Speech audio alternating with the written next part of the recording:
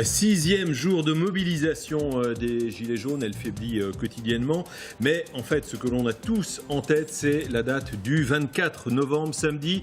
Manifestation annoncée à Paris. Elle devrait, alors on va rester extrêmement prudent, se dérouler sur le Champ de Mars. L'exécutif retient son souffle, gonfle les muscles et également le climat se tend. Et on va essayer d'y voir plus clair avec nos invités. Bruno Kettel, bonjour. Député La République En Marche de l'Eure. Denis Jacob, bonjour. Secrétaire général du syndicat de police alternative CFDT.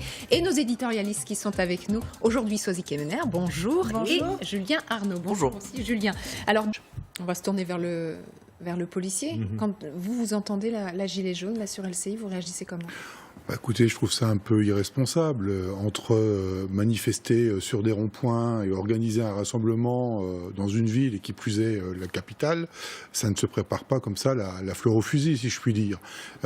Ça a besoin d'être sécurisé, et sécurisé pour eux-mêmes. La première chose que nous, forces de sécurité, devons, c'est assurer la sécurité des manifestants, mais également la sécurité de nos concitoyens dans la ville de Paris. Et la proposition, alors dans l'organisation de manifestations, il y a des échanges habituellement quand c'est organisé, quand c'est coordonné.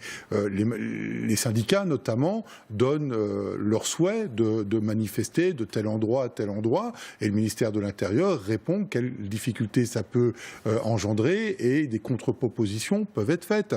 Là, en l'occurrence, on ne sait pas si des demandes ont réellement été déposées. En tous les cas, le rôle du ministère de l'Intérieur, c'est de proposer un lieu qui peut être à la fois bien pour les manifestants et aussi bien pour leur sécurité. Le Champ de Mars, je trouve que c'est quelque chose de très bien parce que c'est dégagé, c'est facilement sécurisable, c'est un rectangle, donc on peut mettre un cordon de sécurité tout autour, et on peut en amont surtout filtrer des individus qui peuvent venir s'agréger à ce rassemblement. Je rappelle que ce n'est pas du tout organisé, ça se radicalise de plus en plus ces derniers jours. On voit ce qui se passe à l'île de la Réunion, et je rejoins monsieur le député sur le message de soutien et de solidarité vis-à-vis de mes collègues, et notamment ceux qui ont été blessés. Donc on a cette agrégation autour de ces rassemblements d'individus d'ultra-gauche, d'ultra-droite, puisque les renseignements territoriaux travaillent là-dessus. Dans quelques instants, on en parlera avec cette note de la DCRI qui est sortie.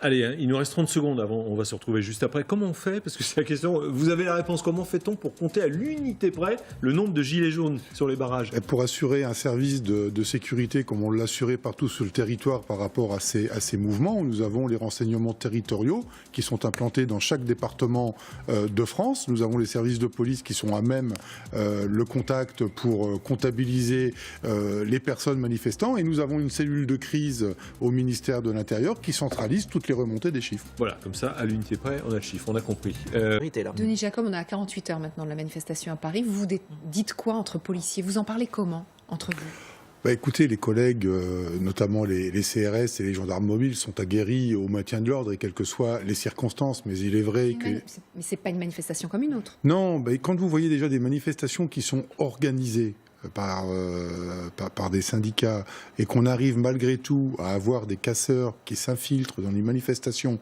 organisées, imaginez ce qu'il peut se passer dans des rassemblements comme celui qui va se produire samedi. Donc on est aguerri au maintien de l'ordre, ça c'est évident, et je me répète, le Champ de Mars est un bon endroit parce que ça permet en amont de faire des cordons de sécurité et de vérifier chaque personne qui va rentrer sur le lieu de rassemblement, voir s'ils sont porteurs d'armes, de moyens par destination pour blesser déjà les forces de sécurité, parce que s'ils viennent, c'est déjà pour en découdre avec les forces de sécurité, mais également pour se livrer à des actes de pillage et de vandalisme, voire peut-être plus. Alors, en appui de ce que vous dites, il y a une note qui a été rendue en public, peut-être involontairement. Oui, normalement, elle n'est pas censée l'être. Voilà, elle n'était pas censée l'être, de la DCRI. Et c'est Georges Brunier qui nous en donne les principaux éléments. C'est une scène de casse, violente et méthodique. Voilà, dans la nuit de lundi à mardi, le péage de Virsac près de Bordeaux, transformé en défouloir.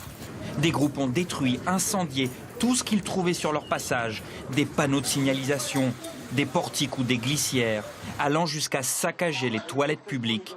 Chez les Gilets jaunes, le sentiment d'écornement est dans toutes les bouches. C'est un groupe de casseurs, quoi. C'est clair et net. Mais qui n'était carrément pas dans la manifestation, quoi. Sans gilet, sans rien.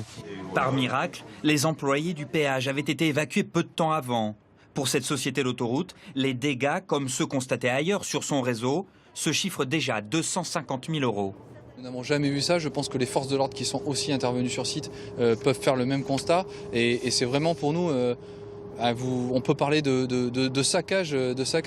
Car depuis quelques jours, les policiers observent une montée des violences. La preuve, les interpellations de manifestants équipés de cocktails Molotov ou de barres de fer se sont multipliées. Un phénomène inquiétant observé par les services de renseignement dans une note confidentielle rédigée hier et que nous nous sommes procurés. Les enquêteurs évoquent une infiltration du mouvement par des cellules de l'ultra-gauche, mais aussi des groupuscules identitaires, des membres de l'extrême droite ou encore des complotistes. Sur le terrain, des gilets orange ont du coup fait leur apparition. Leur objectif ? Éviter tout débordement. Il y a des règles, pas d'alcool, pas d'insultes, pas de violence. On essaye de respecter et on essaye de faire en sorte justement de canaliser et qu'on aille tous dans le même sens. Depuis le début du mouvement des Gilets jaunes samedi dernier, 600 personnes au total ont été placées en garde à vue, soit plus d'une centaine chaque jour. D'un point de vue gestion des effectifs, parce qu'on a vu qu'il y avait des événements qui allaient se dérouler en province. À Paris, je pense que les renforts de CRS, de gendarmes mobiles, les deux cumulés, c'est à peu près 26 000 hommes. On a vu qu'il y en a beaucoup déployés à La Réunion également. Est-ce que vous pouvez faire face comme ça ? Alors oui, on peut faire face.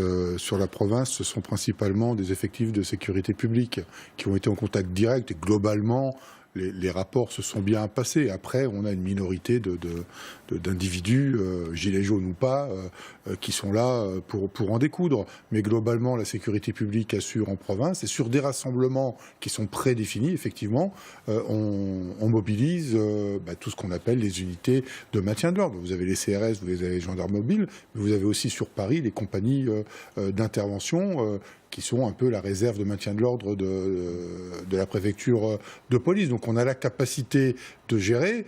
Ça sera certainement beaucoup plus difficile, je dirais, à gérer ce qui va se passer samedi que ce qui va se gérer en province, parce que c'est géré globalement correctement depuis samedi.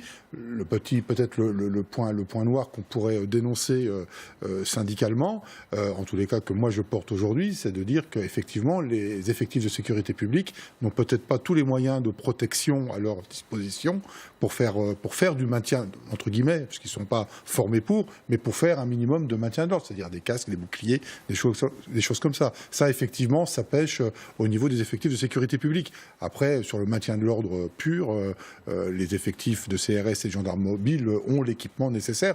Et justement, je pense que le ministère de l'Intérieur doit, je dirais, prévoir le pire pour gérer peut-être le minimum et de ne pas hésiter cette fois, on ne l'a pas fait dans d'autres circonstances alors que ça aurait pu être justifié, de sortir notamment les véhicules dits canons à eau. Donc prévoir le pire.